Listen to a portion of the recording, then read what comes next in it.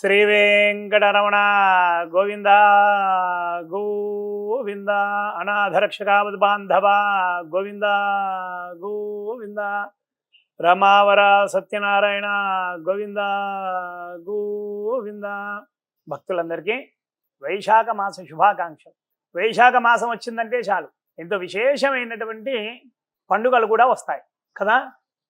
ప్రధానమైనటువంటి పండుగలలో అక్షయ తృతీయ ఒకటి, ఆ తర్వాత వైశాఖ పౌర్ణమి, ఆ తర్వాత ఆంజనేయ స్వామి వారి యొక్క పుట్టినరోజు. అలాగే పౌర్ణమి కూడా ఎంతో విశేషమైనటువంటిది.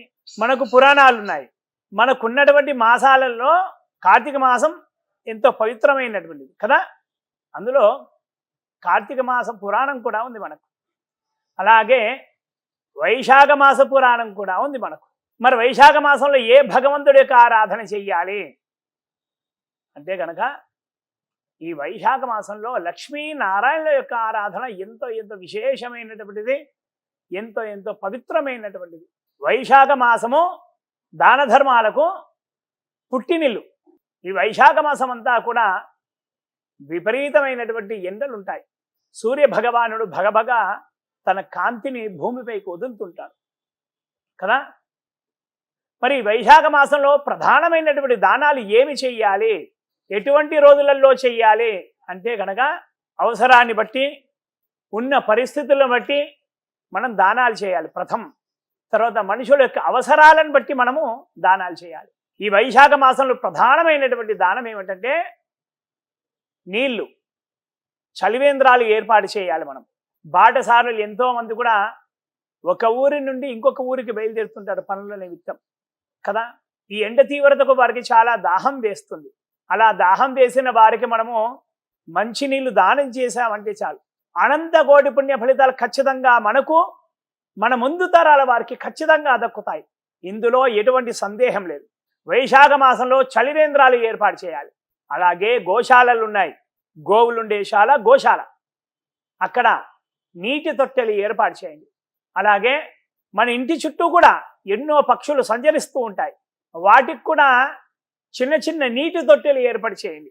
అలాగే ఎన్నో జంతువులు కూడా మనకు చుట్టుపక్కల సంచరిస్తుంటాయి. ఉదాహరణకు కుక్కలను చూస్తుంటాం, పిల్లులను కూడా చూస్తుంటాం కదా. వీటికి కూడా నీటి తొట్టెలు ఏర్పాటు చేసి పెడితే కనుక అనంత కోటి పుణ్య ఫలితాలు ఖచ్చితంగా మనకు, మన ముందు తరాల వారికి ఖచ్చితంగా దక్కుతుంది. అనంత కోటి అంటే అసంఖ్యాకం, అపరిమితం. పరిమితం అనేది లేదన్నమాట వైశాఖ మాసంలో. ఇలా చేస్తే కనుక ఇంత విశేషమైనటువంటి. అలాగే దానాలు, చాలామంది ఎండ తీవ్రతకు తట్టుకోలేని వాళ్ళు చాలామంది కూడా ఉంటారు. వాళ్ళు వృత్తిరీత్యా పనులు ఖచ్చితంగా చేసుకోవాలి కదా. అలాంటి వారికి మనం ఛత్రం అంటే గొడుగు దానం చేస్తే కనుక చాలా చాలా మంచిది. అలాగే పాదరక్షలు దానం చేస్తే కనుక చాలా చాలా మంచిది. అలాగే నీళ్ళ కుండ, ఒక మట్టి పాత్ర కుండ నీళ్లతో సహా దానం చేస్తే కనుక మంచి ఫలితాలు వస్తాయి. అలాగే ఫలదానాలు, ఫలాలలో రాజఫలం మామిడి పండు, మామిడి పండు దానం చేస్తే చాలు పితృదేవతలందరూ కూడా సంతోషిస్తారు. ఇంకా ఎటువంటి దానం చేసినా కూడా పితృదోషాలన్నీ కూడా తొలగిపోయి ఇంట్లో సుఖశాంతులు ఖచ్చితంగా వెల్లివిరుస్తాయి. శుభకార్యాలన్నీ కూడా సకాలంలో సక్రమంగా జరుగుతాయి.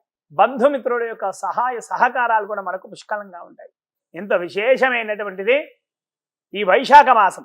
దాన ధర్మాలకు పుట్టినిల్లు వైశాఖ మాసం. భక్తులారా, అనంత కోటి పుణ్య ఫలితాలు సంపాదించుకోవాలి. మనము మన ముందు తరాల వారు సుఖ సంతోషాలతో ఉండాలి అంటే కనుక వైశాఖ మాసంలో అనాథలకు, అభాగ్యులకు సహాయ సహకారాలు చేయండి, దాన ధర్మాలు చేయండి. ఆ వైకుంఠవాసుడి యొక్క సంపూర్ణ అనుగ్రహాన్ని పొందండి. శ్రీ వెంకటరమణ గోవింద గోవింద.